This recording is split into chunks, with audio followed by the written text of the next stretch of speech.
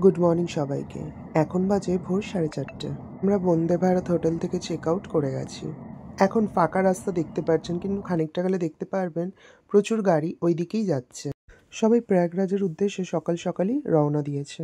4:30-4:30 সময় আমরা রাস্তাতে জ্যাম পেয়েছিলাম খানিকটা যেতেই।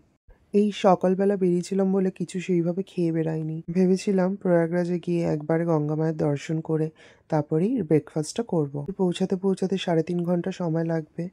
আমার শরীরটা খারাপ ছিল বলে আমি একটু রেস্ট নিচ্ছিলাম। তখন আমার এক বন্ধু ভিডিওগুলো বানাচ্ছিল। আচ্ছা, আপনারা মহাকুম্ভের প্রথম পার্টটা দেখেছেন তো? না দেখে থাকলে এখনই গিয়ে দেখে নিন। আমি লিঙ্কটা ডেসক্রিপশন বক্সে দিয়ে দিচ্ছি। যথারীতি সকাল সকাল মহাকুম্ভে পৌঁছে গিয়েছিলাম। পৌঁছে গিয়ে এই গঙ্গা দর্শনে গেছিলাম। সকালবেলা বলে ভিড় আছে, কিন্তু তাও ভিড়টা অনেকটাই কম দেখা যাচ্ছে। ঠান্ডা খুব একটা না থাকলেও জলটা কিন্তু প্রচণ্ড ঠান্ডা। যথারীতি আমার শরীর খারাপের দরুন আমি আর স্নান করতে নামিনি। ওপর থেকে দাঁড়িয়ে ভিউ এনজয় করছিলাম, আর দেখা যাচ্ছিল ওই দূরে সানরাইজিং হচ্ছে। সকালে এই শান্ত আকাশ আর মহাকুম্ভের মতো পবিত্র জায়গা, দুটো মিলিয়ে খুব একটা পজিটিভ ভাইবস আসছিল মনের মধ্যে। শরীরটা একটু সুস্থ লাগছিল এই দৃশ্য দেখে। ভোরবেলার দিকে যেহেতু অনেক দোকানপাট বন্ধ ছিল, এখানে রাস্তাগুলোর ভিডিও আমি পরে বানিয়েছি ফেরার সময়, যাতে আপনাদের দেখাতে পারি এখানে মোটামুটি কি কি পাওয়া যায়, কি কি বিক্রি হয়। আপনারা চাইলে বাড়ির জন্য কি কি নিয়ে যেতে পারেন। আর ভিড়টা যত বেলা বাড়ছিল আস্তে আস্তে বাড়তে শুরু করছিল। মহাকুম্ভে আসতে গেলে গাড়িটা বেশ অনেকটাই দূরে দাঁড় করাতে হয়, তারপরে আপনাদেরকে হেঁটে এই গঙ্গার স্নানের জন্য আসতে হয়। আমরা যারা যারা গেছিলাম আমি বাদে মোটামুটি সবাই স্নান করেছিল। এবার ফেরার পালা। আসুন আপনাদের দেখাই ফেরার পথে আমরা রাস্তার মধ্যে কি কি দেখলাম। এই জায়গাটার নাম হলো মহাকুম্ভ, তার সাথে সাথে এটা একটা মহাসঙ্গম বটে। এখানে দেশ বিদেশের মানুষজন একসাথে এসে মিলিত হন। মহাকুম্ভের যেই রাস্তাটা, এই রাস্তাটার মধ্যে দিয়ে যেতে যেতে কোনো খাবারের দোকান কিন্তু পেলাম না। সকালবেলা ব্রেকফাস্ট কি করব সেটা ভাবতে ভাবতেই খাবারের কিছু দোকানপত্র আছে, কিন্তু সেগুলো সকালবেলা খাওয়ার জন্য নয়। তো আমরা ঠিক করলাম মহাকুম্ভে এই রাস্তাটা থেকে বেরিয়ে তারপরে আমরা খাওয়া দাওয়া করবো। এখানে আসলে আপনারা উটের দেখাও পাবেন। আশেপাশে নানান রকম জিনিসপত্রের দোকান আর খাবারের দোকানও পেয়ে যাবেন, কিন্তু সকালবেলা এইগুলো আমরা খেয়ে অভ্যস্ত নই, তাই এইগুলো আমরা খাইনি। অনেকক্ষণ পরে এই জায়গাটা একটু ফাঁকা পেয়েছি, তাই এসে আমরা একটু রেস্ট নিচ্ছিলাম, কারণ কালকে অনেক রাত্রে হোটেলে ঢোকার পর কারোরই সেভাবে ঘুম হয়নি।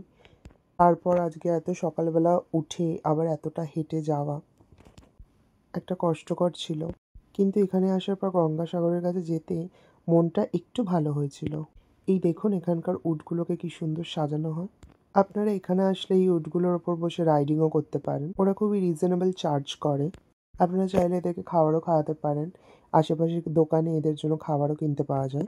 এখানে ভক্তদের সাথে সাথে প্রচুর নাগা সাধুদেরও দেখা পাওয়া যায়, যেহেতু ওনারা বছরে এই একটাবার মহাকুম্ভে এসে স্নান করেন, সুতরাং এখানে অনেক নাগা সাধুদেরও দেখতে পাওয়া যায়। এবার চলুন আসুন দেখে নিই এখানে কি কি কিনতে পাওয়া যায়। এইখানে ওই সাজাগোজার জিনিস খুঁজতে গেলে কিন্তু খুবই বিপদে পড়বেন। আরও খানিকটা যেতেই আমরা দেখতে পারলাম দূর থেকে কিছু তাঁবু দেখা যাচ্ছে। তারপরে জানতে পারলাম এই তাঁবুগুলো খাটিয়েই যারা অনেক দূর থেকে আসে তারা এখানে থাকে। এখন যেহেতু গরম পড়ে যাচ্ছে, তাই সকাল থেকেই বেশ ভালোই রোদ ছিল।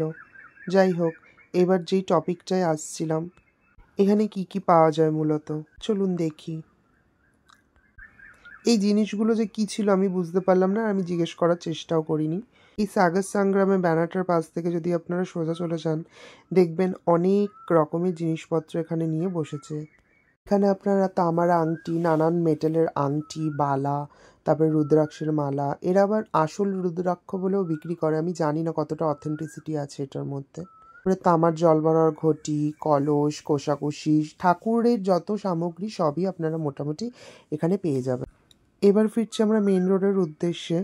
এখানে যাওয়ার পথে এই অজস্র এরকম ধরনের দোকান দেখতে পারলাম যেখানে রুদ্রাক্ষের মালা পাওয়া যায়। মহাকুম্ভ যেহেতু শিবের, এখান থেকে চাইলে আপনারা বাড়ির ঠাকুরের জন্য নানান রকমের জিনিস কিনে নিয়ে যেতে পারেন। এখানে কিন্তু খুব ভালো শঙ্খও পাওয়া যায় দেখলাম। যাই হোক, আমি এখনও কিছু নিইনি, কারণ আমাদের এখনও অনেকটা জায়গা ঘোরার বাকি আছে। মহাকুম্ভে যে দৃশ্যটা খবরে দেখেছিলাম, পদপৃষ্ঠে অনেকেই মারা গেছেন, এখানে কিন্তু সেই ভিড়টা এখন আর নেই। মানে আপনারা যেই ভিড়টা দেখতে পাচ্ছেন এর থেকে আরও 3 গুণ ভিড় ছিল। আস্তে আস্তে হেঁটে হেঁটে আমরা মেন রোডের দিকে যাচ্ছি। মেন রোডের সামনেটাই আমাদের গাড়িটা দাঁড় করানো আছে। যাদের দেখছেন কাদের মধ্যে ব্যাগ নিয়ে এসছে তারা কিন্তু এখানে রাত্রিবেলা ছিল।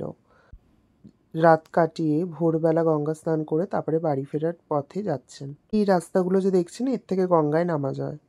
এই গেটটা দিয়ে ঢুকলে গঙ্গাটা অনেকটাই দূরে পড়ে, তাই আমরা এর পরের গেটটা দিয়ে ঢুকবো। চলুন এবার গঙ্গার দিকের রাস্তাটা আপনাদের দেখাই। আপনারা হয়তো অনেকেই ভাবছেন যে এই শ্যুটগুলো পরে কেন, প্রথমে গঙ্গা স্নানের ভিডিও কেন। কারণ আপনাদেরকে আগেই বললাম, আমরা যখন ভোরবেলা এসেছিলাম তখন অনেক দোকানপাটি বন্ধ ছিল, আর এই জায়গাগুলো অন্ধকার অন্ধকার ছিল। এই জায়গাগুলোর মজা তো দিনের বেলায়। কতটা ভিড় হয় সেটা দেখানোর জন্য আমি এই ভিডিওগুলো পরে করেছি। আস্তে আস্তে আমরা গঙ্গার দিকে যাচ্ছি। গঙ্গার দিক থেকেই পাশ থেকে একটা রাস্তা আছে যেটা মেন রোডে গিয়ে কানেক্ট হয়। আমরা ওই রাস্তাটা দিয়েই সোজা গিয়ে গাড়িতে উঠে যাব। অবশেষে আমরা অনেকটাই কাছাকাছি পৌঁছে গিয়েছিলাম। তারপরে আমরা গঙ্গা দর্শন করে সাইড থেকে বেরিয়ে আমাদের গাড়িতে উঠে গেছিলাম। ফেরার পথে খাওয়া দাওয়া করার ভিডিও করিনি, কারণ আমি একটু টায়ার্ড ছিলাম। ওইখান থেকে 45 মিনিটের দূরত্বে এই গ্রামের রাস্তাটা পেয়েছিলাম। দেখুন এখানে ঘুঁটে কিভাবে শুকাতে দেওয়া হয়, কি সুন্দর ডিজাইন করে রেখেছে। আমার ভিডিওটা যদি আপনাদের ভালো লেগে থাকে আমার চ্যানেলটাকে অবশ্যই সাবস্ক্রাইব করে দেবেন, আর লাইক, শেয়ার আর কমেন্টস করতে কিন্তু ভুলবেন না। আবার নেক্সট ব্লগে দেখা হবে। Bye bye.